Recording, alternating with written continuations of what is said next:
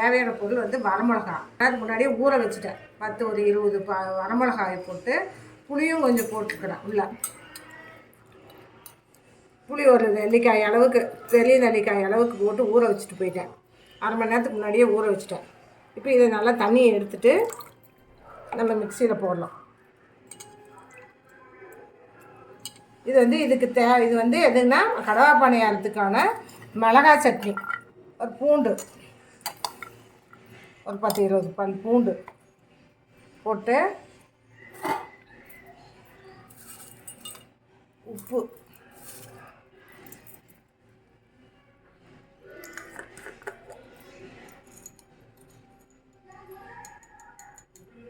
பெருங்காயம் கொஞ்சம்,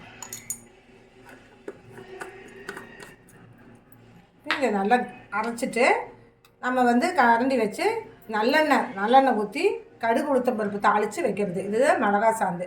இது கடவா பணியாரத்துக்கு இது சைட் டிஷ்ஷு. பணியாரத்துக்கு எல்லாத்துக்குமே நல்லாயிருக்கும். மெயினாக கடவா பணியாரத்துக்கு இது ரொம்ப நல்லாயிருக்கும். இது நல்லா மசியணும். கொஞ்சம் வந்து தண்ணி பற்றாது. தண்ணி ஊற்றாமல் அந்த வரமிளகா ஊறினதை தான் வச்சுருக்குறோமா. இப்போ தண்ணி பற்றலை.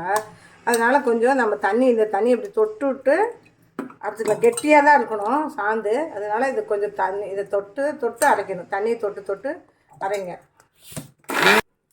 இப்போ மிளகா சாந்து அரைச்சாச்சா. இதுக்கு வந்து தாளிப்பு.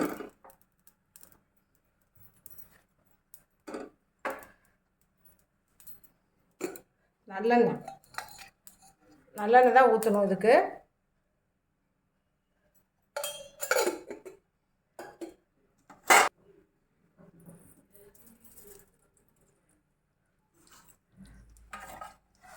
நம்ம இதில் எல்லாம் பெருங்காயம்லாம் போட்டோம். அதனால் கடுகு உளுத்தம் பருப்பு மட்டும் தாளித்து இதில் கொட்டிடணும். இன்னும் கொஞ்சம் நல்லெண்ணெய் கூட ஊற்றி கலந்து வச்சிடலாம்.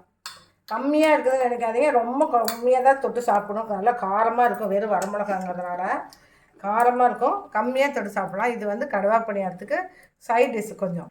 அது இல்லாமல் தக்காளி சட்னி ஆட்டலாம். தக்காளி சட்னி, தேங்காய் சட்னி எது ஆட்டி சாப்பிட்டாலும் நல்லாயிருக்கும்.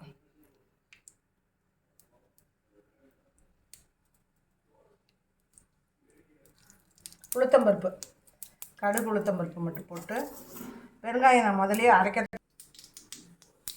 நல்லா பாருங்கள். நல்லெண்ணெயில் அந்த கடுகு பொறுத்தவரைக்கும் நல்லெண்ணெய் வாசம் நல்லா இருக்குது. இது கொஞ்சம் நல்லா இது உளுத்தம்பருப்பும் செவந்துடுச்சு.